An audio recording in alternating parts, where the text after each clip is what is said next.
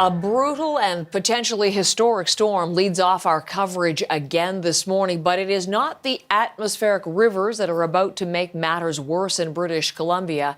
This time it is happening on Canada's east coast, Nova Scotia, Cape Breton, notably particularly hard hit.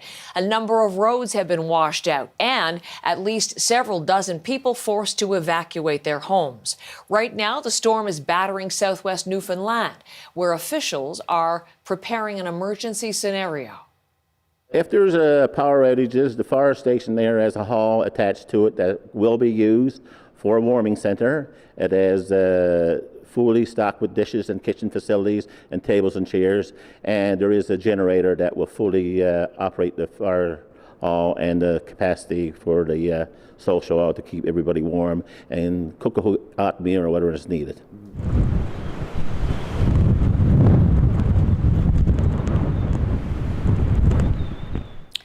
These images from Port aux Basques as the storm began to roll in. The forecast is calling for torrential rain, about 200 millimeters in some parts, possibly even double that in areas of higher ground, and potential hurricane-strength winds of up to 160-kilometer gusts an hour.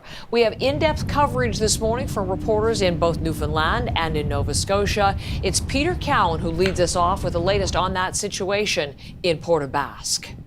The rain just keeps falling here in Port aux Basques.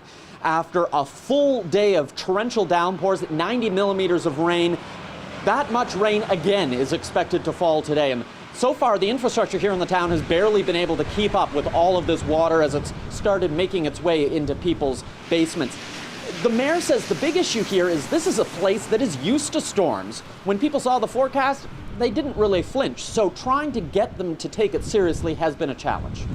We've seen wind and rain so many times. We've had a lot of wind and rain, but I've yet to see a forecast that says we're going to have this much rain in this short period of time, along with the high winds. And the potentials there are, the perfect storm. Already, though, this storm has been creating problems. It's not just the water falling in communities like this, it's the water that's falling up in the mountains, where up to 400 millimeters is going to come down, and all of that water makes its way down the hill into the brooks and streams, and it's managed to wash out the TransCanada Highway in several sections, and this is the only road link between here and the rest of the province. The crews are going to have a lot of work to try and restore that vital link. But last night, there were some close calls. There were about 15 to 20 washouts that the province has been dealing with. One of those was a guy who was just going out to check on his business when all of a sudden he realized that the road underneath him was giving way. I was kind of in shock, airbags, everything went off, and I jumped out. That's after I got in the truck. I'm talking to Hanstar, and then when I looked behind me, I seen it was just a black hole behind me. All I could hear was pavement cracking. It was pitch black, so I couldn't really see what was going on, but more shock, I guess. Didn't realize, just angry that I just sold the truck and then I rid it off the same day. The province says it does have 3 helicopters on standby if they need to start using them to deal with medical emergencies or to bring in supplies if the communities are cut off for a long period of time. But we're going to have to wait today to just see what happens as all this rain falls.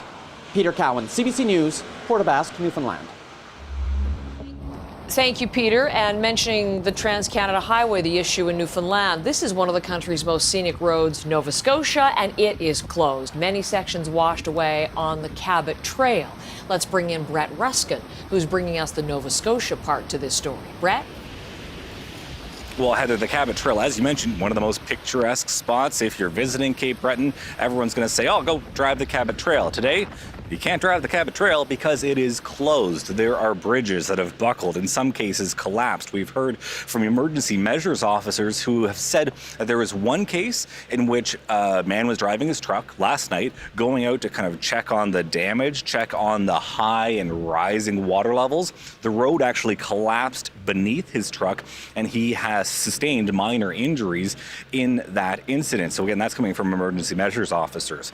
That same EMO office put out an alert last night around 10:55, 11 o'clock to Inverness County as well as Victoria County, basically telling residents, stay in your homes, don't use any road, not the Cabot Trail, not any road whatsoever, because we are getting so much rain, there is so much washout and so much flooding. Now, one of the main examples of that is Ingonish Beach. That community is completely cut off. Both the roadway north and the roadway south are underwater as of late last night, as of this morning. And so residents there still have a couple of gas stations. They still have some supplies there, the couple hundred or so folks who live in that area. But that will be a key spot for emergency officials to go and look at as well. Speaking of emergency officials, the Red Cross saying that there are some people from the Antigonish area who were living in one part of the city that was flooded, who are out of their homes or were out of their homes as of last night, because Antigonish saw their part of the storm, or the brunt of the storm, as it moved through that area, that part of the mainland of Nova Scotia. So that city saw flooding as well. So this storm is, one storm is having an impact all across Atlantic Canada. We saw Newfoundland, we're seeing Cape Breton, we saw the Antigonish County as well. So it is dumping huge amounts of water everywhere it goes.